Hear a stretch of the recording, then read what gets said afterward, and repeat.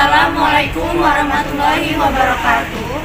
Kami dari kelompok 7 yang beranggotakan saya sendiri Rosinta Putri Lukiwi dan rekan saya Anissa Fitria Balitu, saya Andri Bagus Prayoga, dan saya Widya Utami akan menayangkan video konseling individu dengan menggunakan pendekatan realitas dengan teknik WDB untuk memenuhi tugas mata kuliah praktikum teori dan teknik konseling dengan dosen pengampu Bunda Mega Arya Monika MPD. Silakan simak.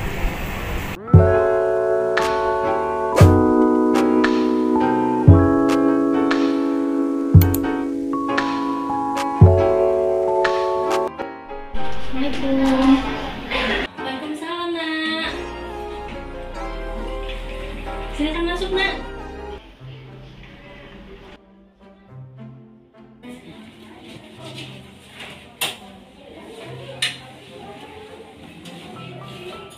Bagaimana, Nak? Sudah nyaman duduk di sini? Sudah, Bu. Baik, alhamdulillah.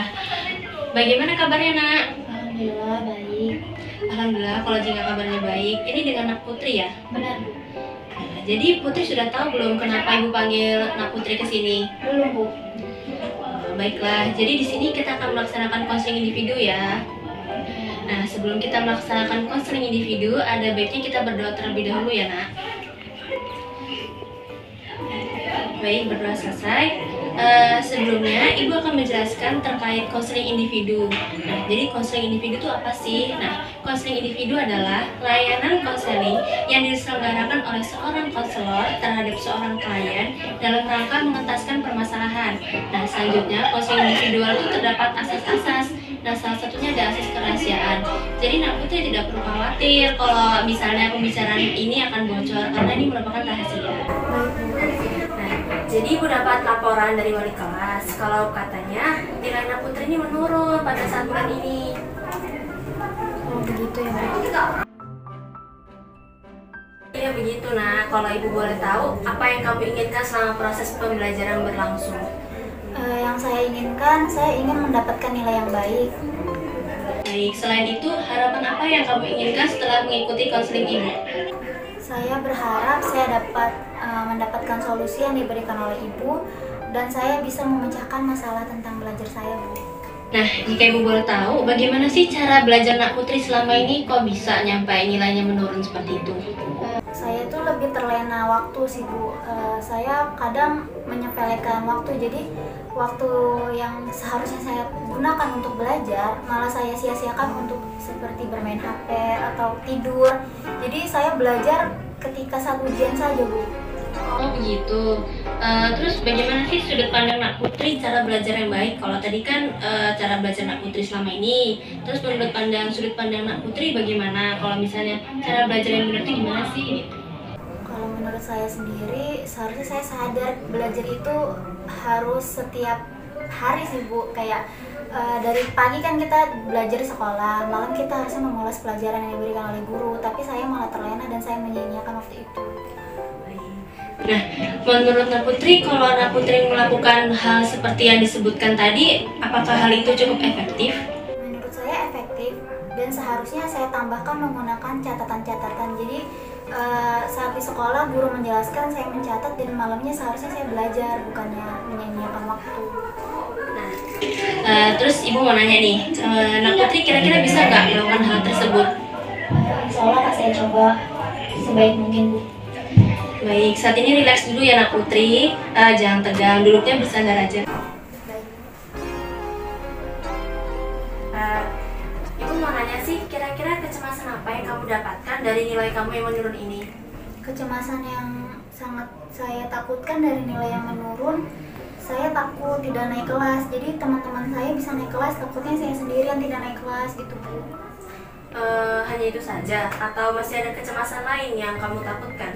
Kecemasan lain yang saya takutkan, saya takut dimarahi orang tua sih, Bu, khususnya. Terus takut nggak ditemenin sama teman-teman, jadi takutnya dipandang sebelah mata sama teman-teman. Oh, dia nih nggak paham gitu.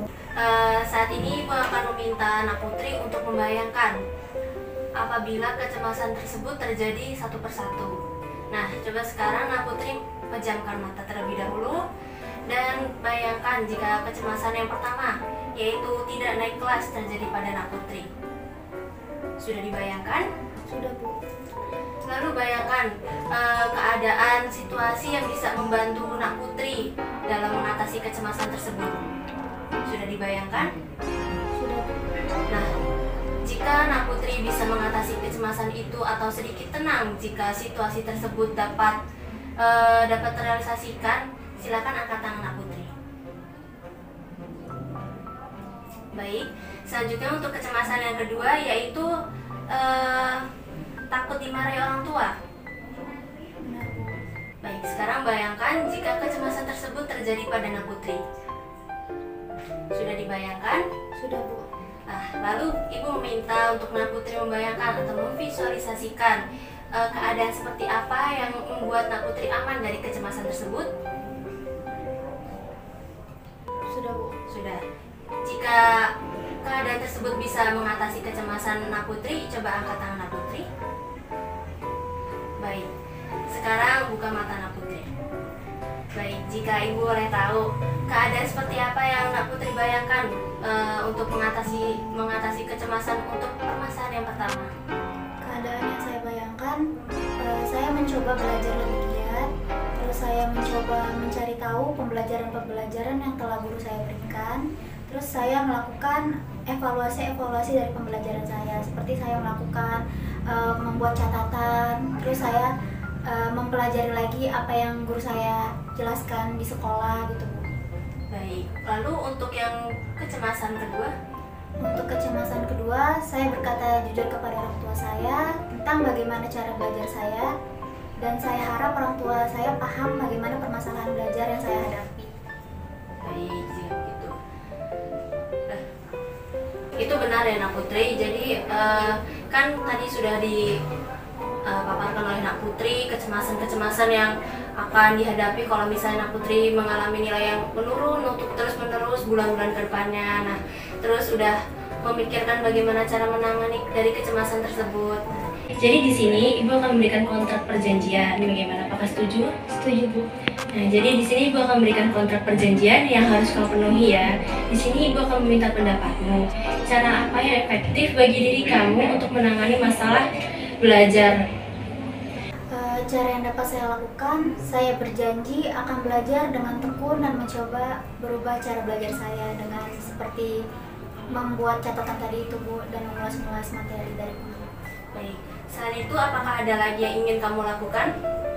Saya akan meminta dukungan orang tua, kemudian saya akan mengikuti kelompok belajar agar saya dapat memahami pembelajaran yang juga teman-teman saya pahami.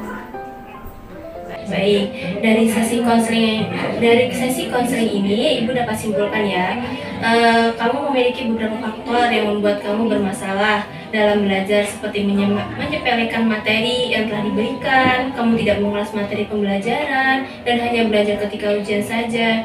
Nah, jadi pembelajaran yang kamu dapatkan tidak efektif ya Nak. Jadi kesimpulannya, kamu harus memiliki semangat belajar untuk merubah permasalahan belajar kamu. Kamu harus bisa membagi waktumu dengan baik. Jadi waktumu tidak sia-sia. Gunakan waktu senggangmu untuk belajar.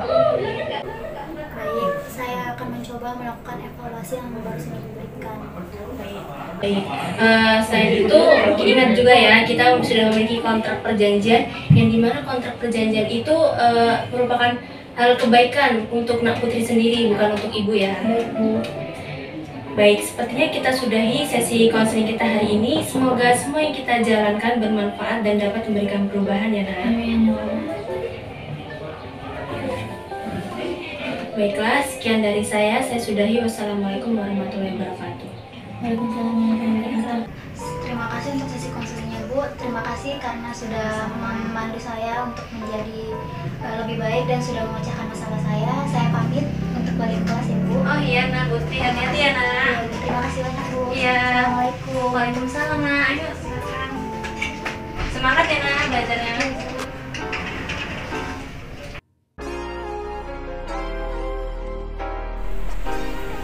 Sekian video yang dapat kami tampilkan, semoga bermanfaat. Mohon maaf apabila ada salah kata, dan kepada Allah kami mohon ampun. Wabillahi taufiq wal hidayah. Wassalamualaikum warahmatullahi wabarakatuh. Thinking of you.